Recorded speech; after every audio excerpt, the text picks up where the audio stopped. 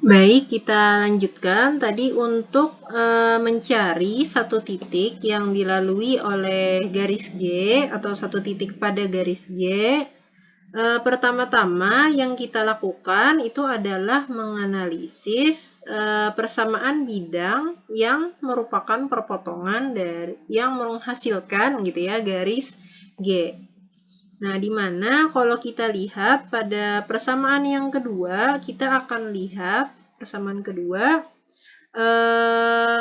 untuk mencari titik yang lain, kita bisa menggunakan sebenarnya titik X sama dengan 0, Z sama dengan 0, Y sama dengan 0. Asalkan kita bisa memastikan bahwa bidang yang merupakan yang menghasilkan gitu ya garis G itu memenuhi syarat ya bahwa dia melalui salah satu X sama dengan 0 atau Y sama dengan 0 atau Z sama dengan 0. Nah, bagaimana cara mengetahuinya? Salah satunya adalah dengan kita melihat bentuk dari persamaan bidang ini. Nah, pada kasus ini yang paling mudah kita lihat pada persamaan bidang yang kedua, di mana pada persamaan bidang yang kedua kita punya bidang kedua ini dia memiliki D yang sama dengan 0. Nah, di mana kalau kalian lihat pada buku kalian mengenai persamaan bidang ada beberapa catatan. Jika misalnya suatu bidang itu dia memiliki D sama dengan 0, artinya bidang tersebut pada halaman 12 ya, D sama dengan 0, maka bidang rata itu dia akan melalui titik pusat 0,0,0.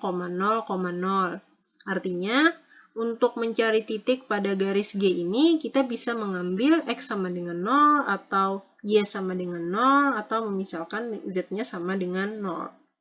Nah, di sini yang mudah kita bisa, karena D-nya sama dengan 0 tadi, kita misalnya ambil untuk mencari titik pada G, kita ambil Z-nya sama dengan 0. Sehingga dengan kita mensubstitusikan Z sama dengan 0 ini pada persamaan bidang, akan kita peroleh yang awalnya tadi X kurang 2Y tambah Z sama dengan 1 menjadi X kurang 2Y sama dengan 1. Lalu yang 3X kurang Y tadi tambah berapa? 5Z menjadi 3X kurang Y sama dengan 0. Nah, bisa kita menggunakan cara eliminasi atau substitusi atau campuran. Misalnya di sini yang mudah kita pakai eliminasi. Misalnya kita eliminasikan X ya, sehingga kita peroleh nilai Y-nya adalah negatif 3/5. Lalu untuk X-nya ya kita gunakan substitusi, misalnya kita dapatkan X-nya adalah negatif 1/5.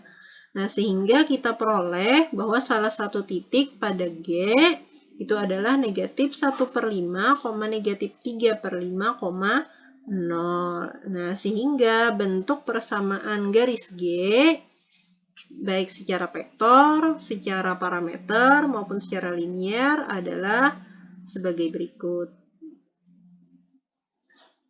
Ya, tadi yang ini ya. Nah, bentuk vektornya seperti ini. Ya, di depannya adalah titik yang dilalui oleh garis. Yang di belakang sini adalah vektor arah garis. Lalu secara parameter seperti ini. Ya.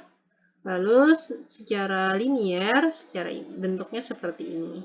Nah, atau secara linier ini bisa kalian sederhanakan lagi. Nah, jadi inilah bentuk persamaan garis lurus dalam bentuk lain yang diminta pada contoh soal yang pertama. Ya, untuk contoh soal berikutnya, silahkan kalian pahami dan cermati. Jika ada pertanyaan, kita lanjutkan pada forum diskusi pada grup kita. Terima kasih.